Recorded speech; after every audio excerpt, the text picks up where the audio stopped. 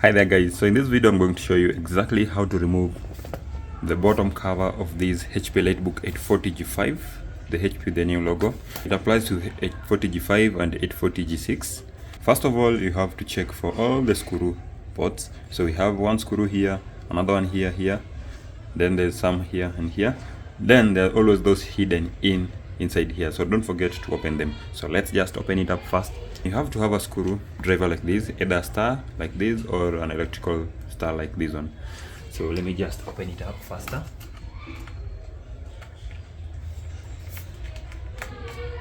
Just ensure that you open all the screws.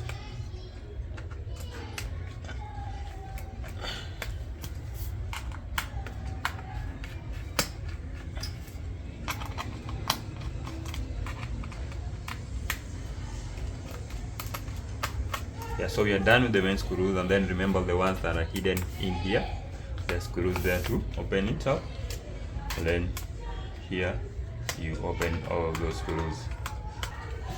After that, now it's time to remove the back cover. So how do you remove it?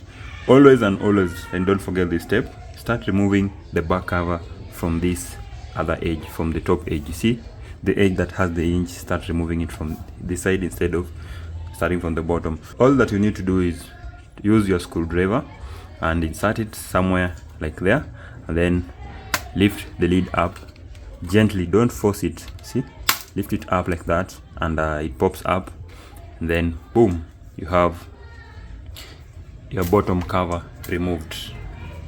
Now that is removed, and maybe you wanted to do something, or maybe you wanted to clean up the laptop, or just anything that you wanted to do on this particular machine, before you do anything, first ensure you remove this power adapter or this power cable from the battery. Disconnect it so that at least when you interact with anything here, you won't short the motherboard of this particular laptop.